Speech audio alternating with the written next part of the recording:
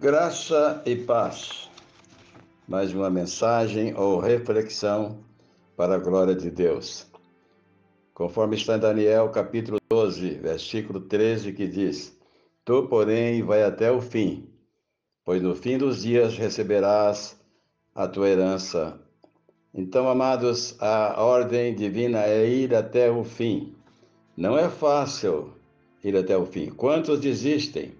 Conheci com tristeza obreiros evangélicos que não foram até o fim. Desistiram no meio do caminho, uns até no início, outros no meio do caminho e outros quase no fim.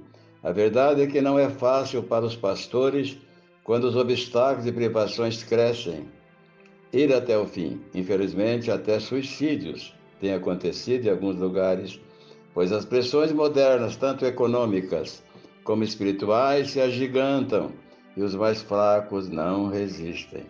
No entanto, a ordem divina é ir até o fim. No âmbito material e humano, temos os grandes inventores, aqueles que foram até o fim e tornaram-se criadores de grandes e úteis invenções. Citarei, por exemplo, um dos mais célebres, Thomas Edison, um americano que inventou quase tudo que é elétrico e mecânico. Ele foi até o fim de cada invenção, só para inventar o filamento da lâmpada elétrica. Ele fez mais de 1.200 testes com materiais diversos, até de fios de bambu, mas finalmente a lâmpada elétrica foi inventada. Mas foi até o fim. E para ir até o fim, entre mais de 6.000 invenções. Por exemplo, a bateria do carro, o fonógrafo, a câmera fotográfica, microfone, estrada de ferro magnetizada, a embalagem a vácuo, gravador, telefone, etc. Tudo porque Thomas foi até o fim. A porcelana, tão delicada e preciosa, foi inventada pelos chineses, muitos séculos atrás. Aliás, eles inventaram quase tudo que existe, né?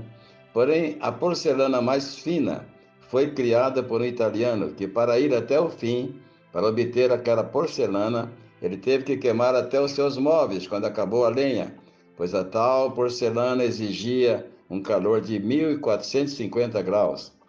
Então, por que não ir até o fim, não obstante os problemas e obstáculos? Os entraves e obstáculos que o ministério pastoral parece que cresceram nos últimos dias. Não é fácil pastorear uma pequena igreja ganhando um parco salário perante um custo de vida cada vez mais elevado. Por outro lado, é complicado o chamado ministério bivocacional, ou seja, além do ministério, com suas exigências, e uma atividade secular com outras exigências também.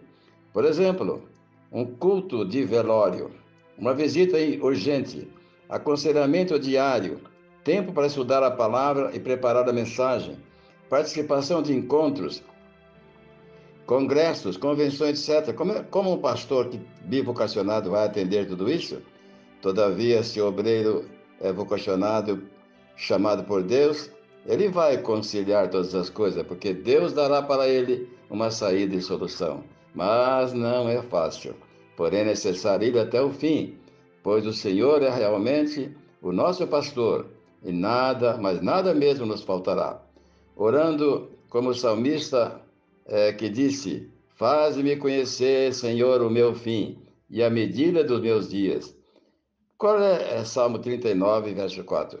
Sacrifícios e renúncias devem ser feitas por amor às ovelhas e nunca abortar os ministérios.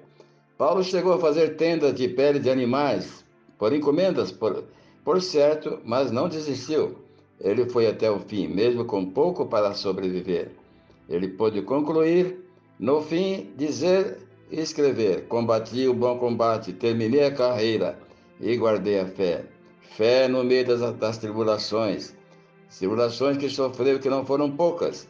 Ele não guardou dinheiro nos bancos, não guardou ou deixou uma casa ou um carro na garagem. Não deixou nada que é humano, mas foi até o fim.